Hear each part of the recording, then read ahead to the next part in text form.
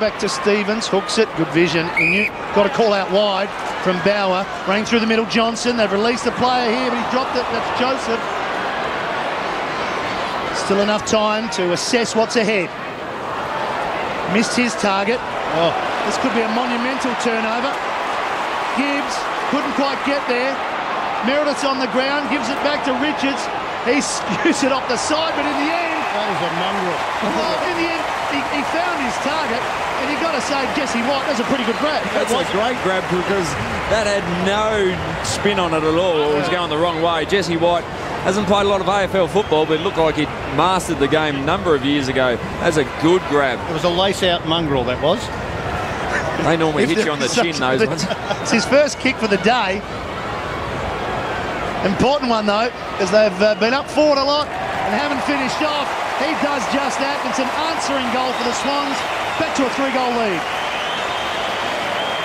Once again, we saw the importance in Carlton trying to get into that centre corridor where they really need to try to do that, but they went to where they were outnumbered. Now, if you have a skill error, see there was a 3-on-1 in favour of the Sydney Swans, so the turnover was just in a bad position where they were outnumbered and just poor play, really.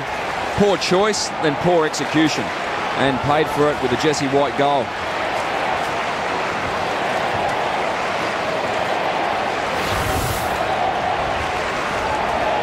Jesse White's third goal for the season. He's back in the middle. He's ready to go.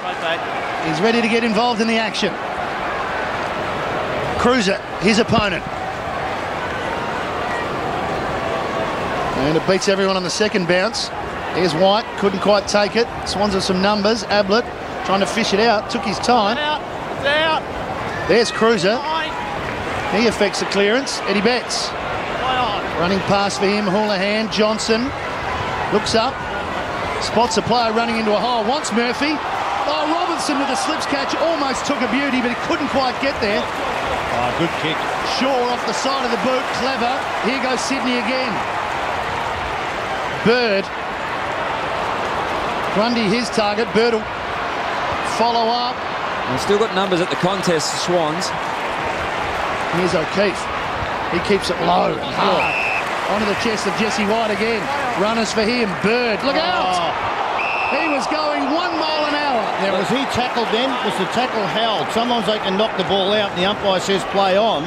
I don't know whether Simpson tackled him strong enough or long enough. Let's see it now. Did he knock it out or tackle? Oh, gee, it wasn't much of a tackle, was it? Wasn't a lot in it, but there was an awareness issue there for Bird, and also probably an awareness from his teammates to put a shepherd on. They were running They're all forward. standing around. They're just spectating. And boys, Craig Bird just had to get the ball in there because they've put Jolly, the Sydney Swans have put Jolly up to full forward, so they just got to get it in there quick. Cloak couldn't quite mark it. It's Barlow now, takes it, and he wants to go. And he always goes long. Into the pocket, it's a pretty good kick. Great kick. Jeez, that's a good kick. What about Craig Bolton, the spoil on Cloak, though? Craig Bolton gives away inches every week on the wing. Just got a fingernail in to get that ball to ground level. It's been a target, Grundy, hasn't he? He's been the one they've thrown forward. Yep. I've liked his game. He takes a good mark out in front, you know, hands out, doesn't try and take it on his chest. 7 marks. Very tough kick. We're right behind him. Can he get it straight? He can't. 19 points is the margin. 7 minutes remaining, third term. And it's a low-scoring contest, 8-7 to 4-12. Did you expect something different, Matty? Well, the SCG, you often get a lot of goals, but we know Sydney can have low-scoring games, but without Barry Hall, probably not. Yeah. Hadley through the middle. Favola, the error. The turnover comes. Bolton bangs it long. No push. Here's Waite. He'll be happy to see it over. Gee, a bad mistake by Fev. Been out of the play a lot, hasn't he? The ball hasn't been up there a lot in his area. Just the 1 goal this afternoon for Favola. 1 goal for Sydney, trying to find someone that's free. Head went down, wins the free kick, ducked into it though. Yeah, I think you've got to give the benefit of the doubt to the player standing. What can he do? He can't come up from underneath him when he drops his head to knee level.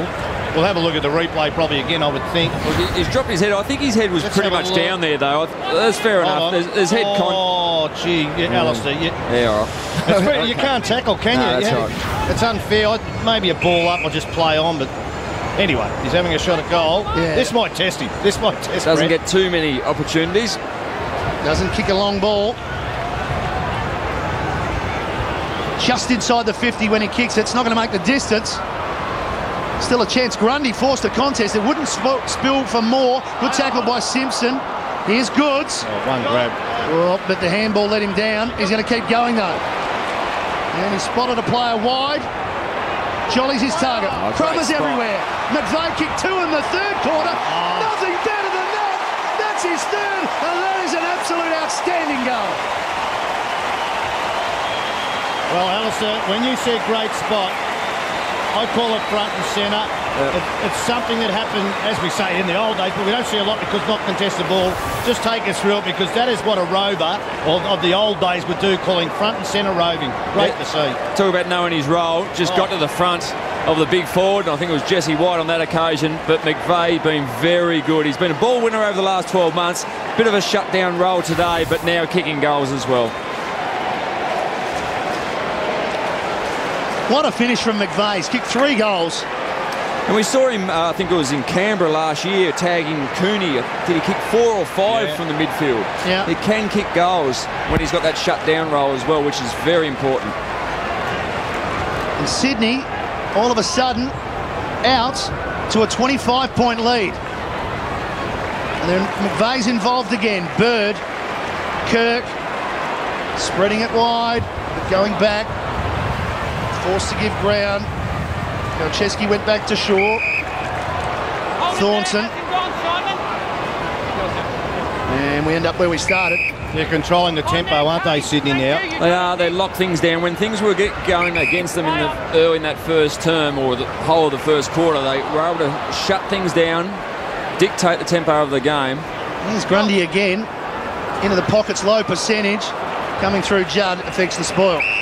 Gee, they need to get a spark in mid. I don't know, maybe Eddie Betts can go up the ground for 5 minutes and give him a go on ball, something different, because they need a spark. You know, Robinson hasn't touched it up forward, maybe give him a run, swap him around, put Gibbs up forward maybe for 5 minutes.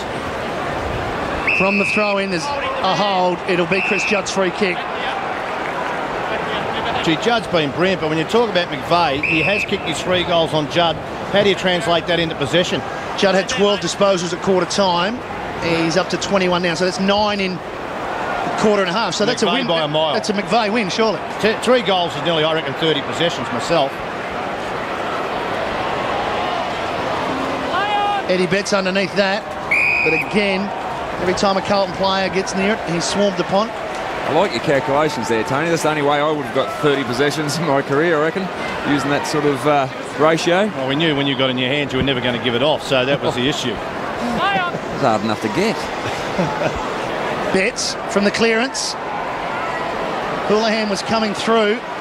Couldn't win it. Richards is there. That's a free kick. Yeah, just against Robinson. Yeah, Teddy Richards. Gee, he's been good, that smother that he put on. Yeah, I know his disposal's been pretty ordinary at times, but... Here's a replay. Gee, someone's got a man up Reece Shaw. He is just running free across halfback. A good smother from Cruiser because Malcheski was clear. Sydney, though, still going well. Barlow involved. It's out wider again. Roberts-Thompson into the pocket. Not 15. Bird told to go. Oh, he's taken him on. And he's on the fly. And he's kicked the goal. Fantastic finish from Bird.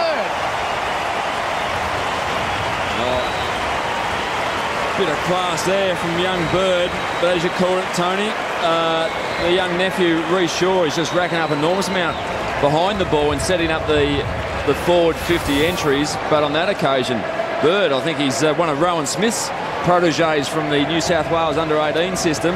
He's just put a bit of a shimmy on and from 45 slotted one through and just starting to really put the acid on Carlton. 31 points up the Swans. Craig Bird celebrating beautifully, and given the fact that they're now out to a 31-point lead, this next 3¼ minutes, this game could be over unless Carlton finds something quickly. They've got